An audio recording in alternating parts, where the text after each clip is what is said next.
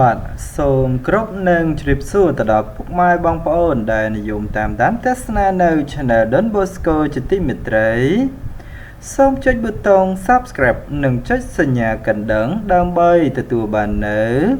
ហោរាសាស្ត្រជារៀងរាល់ថ្ងៃសម្រាប់ថ្ងៃនេះផងដែរខ្ញុំបាននឹងធ្វើការទូទីនៅដួងជាតារិស័យរបស់ពុកម៉ែបងប្អូនសម្រាប់ថ្ងៃអង្គារទី19ខែមិនិនាឆ្នាំ2019ថាតើនៅថ្ងៃនេះនឹងមានដួងជាតារិស័យឡើងខ្ពស់ត្រដែតឬមួយក៏ស្រត់ចុះអញ្ចឹងមុននឹងធ្វើការបង្ហាញជូននៅដួងជាតារិស័យរបស់ពុកម៉ែបងប្អូនទាំង12ឆ្នាំនោះខ្ញុំបាននឹងធ្វើការជម្រាបជូននៅក្បួនទុតិយមួយចំនួនដូចតទៅសម្រាប់ពេលវេលាដែលពុកម៉ែបងប្អូនត្រូវចេញដំណើរនៅថ្ងៃអង្គារនេះនៅវេលាពេលព្រឹកចាប់ពីម៉ោង 6:00 ដល់ម៉ោង 8:24 នាទីគឺជាពេលវេលាសេរីចំពោះពេលពេញពន្លឺចាប់ពីម៉ោង 8:24 នាទីដល់ម៉ោង 10:48 នាទីគឺជាពេលវេលាទុកសោកចំពោះពេលថ្ងៃត្រង់ចាប់ពីម៉ោង 10:48 នាទីដល់ម៉ោង 1:12 នាទីគឺជាពេលវេលាលាភសក្ការៈចំពោះពេលរសៀលចាប់ពីម៉ោង 1:12 នាទីដល់ម៉ោង 3:36 នាទីគឺជាពេលវេលាគ្រោះថ្នាក់រីឯពេលល្ងាចចាប់ពីម៉ោង 3:36 នាទីដល់ម៉ោង 6:00 គឺជាពេលវេលាធម្មតាអញ្ចឹងហើយសម្រាប់ពុកម៉ែបងប្អូនដែលចង់បាននៅលាភសក្ការៈហើយជាពេលវេលាល្អនៅថ្ងៃអង្គារនេះកុំភ្លេចធ្វើដំណើរនៅចន្លោះពីម៉ោង 10:48 នាទីដល់ម៉ោង 1:12 នាទីពេលថ្ងៃត្រង់នេះពេលនេះគឺជាពេលវេលាលាភសក្ការៈចំពោះបើការជម្រាបជូននៅពេលវេលានៅពេលនេះគឺត្រូវបានបញ្ចប់ខ្ញុំបាននឹងធ្វើការជម្រាបជូននៅហោរាសាស្ត្រប្រចាំថ្ងៃត្រូវនឹងថ្ងៃអង្គារបាទទី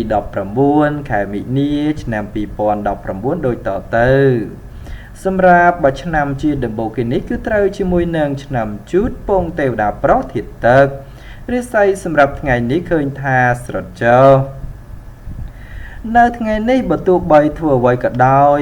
តោងតែងប្រយ័ត្នទទួលរងការខូចខាតអ្វីមួយរកនឹកស្មានបណ្ដុល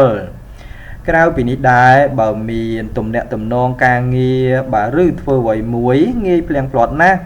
គប្បីប្រយ័ត្នប្រយែងទៅជៀសផុតបាទផលលំបាកទាំងពួងទៅរួចការធ្វើដំណើរទីជិតឆ្ងាយចូលប្រយ័ត្នក្រុមមនុស្សបៀតបៀនយាយីដោយប្រការណាមួយរីឯបញ្ហាសេចក្តីស្នេហាប្រុសស្រីមានដំណើរថយក្រោយចូលប្រយ័ត្នចំនួនវិវាទឈានដល់ការបែកបាក់អញ្ចឹងនេះហើយគឺជាដួងជាតារិស័យរបស់ពុកម៉ែបងប្អូនដែលកើតនៅក្នុងឆ្នាំជូតសម្រាប់ថ្ងៃអង្គារ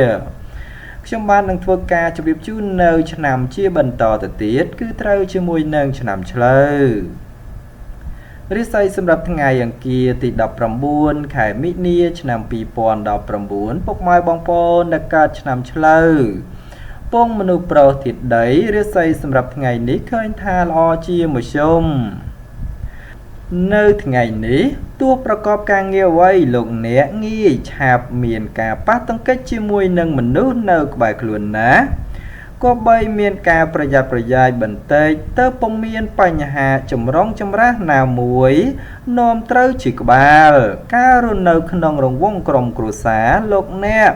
ត្រូវចេះអត់ឱនឲ្យគ្នាទៅមានភាពសុខដុមនិងប្រកាសមិនសូវហូរធ្លាយចេញក្រៅអ្នកប្រកបរបររកស៊ីជួញដូរក្នុងថ្ងៃនេះការរកផលចំណូលជួបការលំបាកហើយទាល់តែស្វាត់ស្វែងបន្តិចទើបប្រកាសហូរចូលគ្រាន់ចិញ្ចឹមគ្រួសាររីឯបញ្ហាសម្ព័ន្ធស្នេហាកំឡោះក្រមុំមានការជឿនលឿនទៅមុខនិងផ្អែមល្ហែមល្អចំពោះគ្នាជាប្រពៃទេអញ្ចឹងនេះគឺជាដួងជាតារិស័យរបស់ពុកម៉ែបងប្អូនដែលកើតនៅក្នុងឆ្នាំឆ្លូវខ្ញុំបាននឹងធ្វើការជម្រាបជូននៅឆ្នាំជាបន្តទៅទៀតគឺត្រូវជាមួយនឹងឆ្នាំខាលរិស័យសម្រាប់ថ្ងៃអង្គារទី19ខែមិនិនាឆ្នាំ2019ពុកម៉ែបងប្អូនដែលកើតឆ្នាំខាលពងយស្រីធាតុឈើរិស័យសម្រាប់ថ្ងៃនេះឃើញថាខ្ពស់ត្រដែត នៅថ្ងៃនេះលោកអ្នកធ្វើអ្វីក៏ដោយតែងតែភ្លឺថ្លានិងជួបតែក្តីសោមនស្សច្រើនលោកអ្នកសម្រុកការងារបានហើយពីព្រោះថាផលជាផ្លែផ្កាហុចមកវិញគួរជាទីកក់ក្ដៅផងដែរចំណែកបើជាអ្នកប្រកបរបររកស៊ីជួញដូរតែងតែអាចទាក់ទាញអតិថិជនចាស់ឬក៏អតិថិជនថ្មីឲ្យចូលមកបានគួរជាទីពេញចិត្តនិងពិសេសបើចង់ផ្លាស់ប្ដូរមុខរបរថ្មីផងដែរនោះតែងតែសមដូចប្រកបជានិច្ចការធ្វើដំណើរឆ្ងាយចិត្តជួបភាពសុខដុមទាំងពេលទៅនិងពេលត្រឡប់មកវិញរីឯបញ្ហាសេចក្តីស្នេហាកំឡោះក្រមុំមានភាពអែមល្ហែមនិងមានការចម្រើនលូតលាស់ទៅមុខជានិច្ច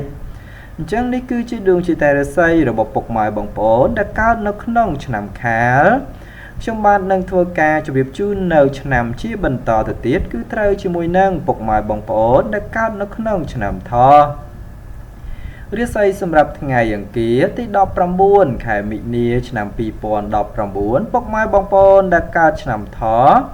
ពងមនុស្សស្រីធាតុឈើរាសីសម្រាប់ថ្ងៃនេះឃើញថាខ្ពស់ត្រដែតនៅថ្ងៃនេះផ្ដល់ផលល្អសម្រាប់ការសម្រេចចិត្តការងារឬក៏បណ្ដាក់ទុនរកស៊ីអ្វីមួយពីព្រោះថាផលជាផ្លែផ្កាតែងតែឆ្លើយតបមកវិញគ្រាន់ជាទីបើពេញចិត្តផងដែរបើជាអ្នកប្រកបរបររកស៊ីជួញដូរមានការទិញចូលលក់ចេញគ្រាន់រស់រវើកគួសមហើយបើចរចារឿងទំនិញអ្វីមួយផងដែរតែងតែអាចសម្រេចចប់ចុងចប់ដើមដោយគប់បំណងរីឯបញ្ហាសេចក្តីស្នេហាកំឡោះក្រមុំមានការរីកលូតលាស់ទៅមុខនិងបើមានការបើចង់ផ្សំគុំគ្រួសារផងដែរជាឱកាសល្អប្រពៃបំផុតអញ្ចឹងនេះគឺជាដួងចិត្តរាសីរបស់ពុកម៉ែបងប្អូនដែលកើតឆ្នាំថោះខ្ញុំបាននឹងធ្វើការជម្រាបជូននៅឆ្នាំជាបន្តទៅទៀតគឺត្រូវជាមួយនឹងឆ្នាំរោងរាសីសម្រាប់ថ្ងៃអង្គារទី19ខែមិនិនាឆ្នាំ2019ពុកម៉ែបងប្អូនដែលកើតឆ្នាំរោងពងទេវតាប្រុសធាតុមាសរាសីសម្រាប់ថ្ងៃនេះឃើញថាល្អជាមធ្យមនៅថ្ងៃនេះលោកអ្នកអាចទទួលរងនៅភាពក្តៅខ្លះត្រជាក់ខ្លះហើយការបំពេញការងារអ្វីគឺមិនសូវជារលូនល្អទេព្រោះមានបញ្ហារកម្មចិត្តខ្លះមកយាយីសម្រាប់អ្នកប្រកបរបររកស៊ីជួញដូរក្នុងថ្ងៃនេះវិញបើលោកអ្នកចង់បោះទុនតូចធំឬក៏ចង់រកស៊ីចូលហ៊ុនជាមួយនឹងអ្នកដទៃត្រូវចេះពិនិត្យឲ្យបានគ្រប់ជ្រុងជ្រោយបើពុំនោះទេអាចជួបផលអាក្រក់ណាមួយនៅថ្ងៃខាងមុខជាក់ជាពុំខានសម្ព័ន្ធស្នេហាកំឡោះក្រមុំមានភាពផុយស្រួយចំនួនវិវាទគួរប្រយ័ត្នប្រយែងពាក្យសម្ដីបន្តិចទៅជាការប្រពៃបំផុតអញ្ចឹងនេះគឺជាដួងចិត្តរាសីរបស់ពុកម៉ែបងប្អូនដែលកើតឆ្នាំរោងខ្ញុំបាទនឹងធ្វើការជម្រាបជូននៅឆ្នាំជាបន្តទៅទៀតគឺត្រូវជាមួយនឹងឆ្នាំម្សាញ់រាសីសម្រាប់ថ្ងៃអង្គារទី19ខែមិនិនាឆ្នាំ2019ពុកម៉ែបងប្អូនដែលកើតឆ្នាំម្សាញ់ពងមនុស្សប្រុសធាតុភ្លើងរាសីសម្រាប់ថ្ងៃនេះឃើញថាឡើងខ្ពស់ត្រដែតការរស់នៅរបស់យើងមានពេលខ្លះល្អនិងមិនល្អជារឿងធម្មតាហេតុនេះទោះធ្វើអ្វីបើមានបញ្ហាកើតឡើងលោកអ្នកតោងតែងមិនព្រួយបារម្ភឬក៏គិតច្រើននោះឡើយនឹងត្រូវចេះតស៊ូជាមួយបញ្ហាទៅប្រសើរចំពោះអ្នកប្រកបរបររកស៊ីជួញដូរនៅពេលនេះប្រៀបដូចជាភ្លៀងធ្លាក់មួយមេធំហើយមេឃស្រឡះព្រោះអាចកំចាត់រាល់ឧបទ្រពចង្រៃទាំងពួងឲ្យវិនាសជាអហោសកម្មអស់ហើយលោកអ្នកអាចប្រកបមុខរបរពេញដៃពេញជើងឡើងវិញរីឯបញ្ហាសេចក្តីស្នេហាកំឡោះក្រមុំនៅថ្ងៃនេះមានការរីកលូតលាស់ទៅមុខនិងកំពុងតែផ្អែមល្ហែមល្អជាប្រពៃផងដែរអញ្ចឹងនេះគឺជាដួងចិត្តរាសីរបស់ពុកម៉ែបងប្អូនដែលកើតឆ្នាំម្សាញ់ខ្ញុំបាទនឹងធ្វើការជម្រាបជូននៅឆ្នាំជាបន្តទៅទៀតគឺត្រូវជាមួយនឹងឆ្នាំមុំមីរាសីសម្រាប់ថ្ងៃអង្គារទី19ខែមិនិនាឆ្នាំ2019ពុកម៉ែបងប្អូនដែលកើតឆ្នាំមុំមីពងទេវតាស្រីទៀតភ្លើងរាសីសម្រាប់ថ្ងៃនេះឃើញថាស្រចច នៅថ្ងៃនេះដួលឫស្សីស្រត់ចុះដូច្នេះហើយបើធ្វើអ្វីក៏ដោយតែងតែជួបនៅបញ្ហាមិនល្អយីយីផងដែរការរស់នៅមិនថាការងារបញ្ហាផ្ទាល់ខ្លួនឬក៏បញ្ហាប្រកាសតែងតែជួបរឿងរ៉ាវខ្វាយខ្វល់ច្រើនសម្រាប់អ្នកប្រកបរបររកស៊ីជួញដូរវិញផលចំណូលជួបការលំបាកប៉ុន្តែយ៉ាងណាលោកអ្នកត្រូវចេះចាយវាយឲ្យបានត្រឹមត្រូវហើយមិនត្រូវខ្ជះខ្ជាយដៃធំឡើយក្រែងជួបវិបត្តិថវិកាណាមួយកើតឡើងនៅគ្រាខាងមុខរីឯគូក្រងប្តីប្រពន្ធឬក៏គូស្នេហ៍កំឡោះក្រមុំមានដំណើរថយក្រោយនិងសម្បូរទៅដោយរឿងរ៉ាវរកាំរកូសច្រើនដូច្នេះបើមិនចេះអត់ឱនដូចគ្នាទេបញ្ហាចំនួនពិតជាកើតឡើងជាញឹកញាប់ជាពំខានចឹងនេះគឺជាដួងចិត្តរាសីរបស់ពុកម៉ែបងប្អូនដែលកើតឆ្នាំមមីខ្ញុំបាននឹងធ្វើការជម្រាបជូននៅឆ្នាំជាបន្តទៅទៀតគឺត្រូវជាមួយនឹងឆ្នាំមម៉ែរាសីសម្រាប់ថ្ងៃអង្គារទី19ខែមិនិនាឆ្នាំ2019ពុកម៉ែបងប្អូនដែលកើតឆ្នាំមម៉ែពងទេវតាស្រីទៀតមាសរាសីសម្រាប់ថ្ងៃនេះឃើញថាល្អជាមធ្យម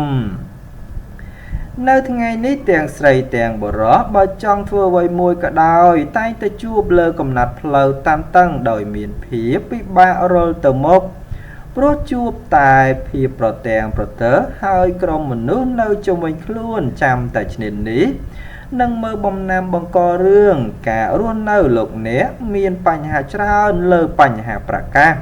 ដូច្នេះចូលប្រយ័ត្នការកើតមានចំនួនណាមួយព្រោះតែបញ្ហានេះ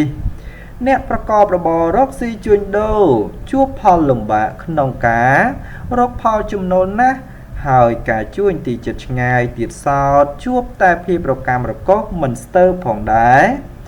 រីឯបញ្ហាសម្ព័ន្ធស្នេហាប្រុសស្រីមានភាពប្រែប្រួលប្ដូរផ្លាស់ព្រោះជួនល្អជួនអាក្រក់នាំឲ្យខ្វាយខ្វល់ជាញឹកញាប់ផងដែរអញ្ចឹងនេះគឺជាដួងចិត្តរាសីរបស់ពុកម៉ែបងប្អូនដែលកើតឆ្នាំមម៉ែខ្ញុំបាទនឹងធ្វើការជម្រាបជូននៅឆ្នាំជាបន្តទៅទៀតគឺត្រូវជាមួយនឹងឆ្នាំវករាសីសម្រាប់ថ្ងៃអង្គារទី19ខែមិនិនាបាទឆ្នាំ2019ពុកម៉ែបងប្អូនដែលកើតឆ្នាំវកពងយៈប្រោះធាតដែករាសីសម្រាប់ថ្ងៃនេះឃើញថាស្រត់ចុះនៅថ្ងៃនេះបើទោះបីធ្វើអ្វីក៏តោងតែងគិតមុខគិតក្រោយពីព្រោះថាផលអាក្រក់នោះងាយកើតឡើងជាងសពមួយដងអ្នកប្រកបរបររកស៊ីជួញដូរក្នុងរយៈពេលនេះ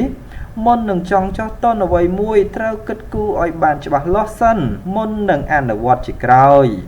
ទើបអាចទទួលផលសម្រេចបានល្អរីឯសេចក្តីស្នេហាប្រុសស្រីមិនសូវចេះអត់ឱនឲ្យគ្នាប៉ុន្មានទេម្ល៉េះហើយទើបកើតមានរឿងរ៉ាវរកាំចិត្តចំពោះគ្នាច្រើនហើយពេលខ្លះត្រូវដំឡើងសរសៃកដាក់គ្នាថែមទៀតផងអញ្ចឹងនេះគឺជាដួងចិត្តរាសីរបស់ពុកម៉ែបងប្អូនដែលកើតឆ្នាំវកខ្ញុំបាទនឹងធ្វើការ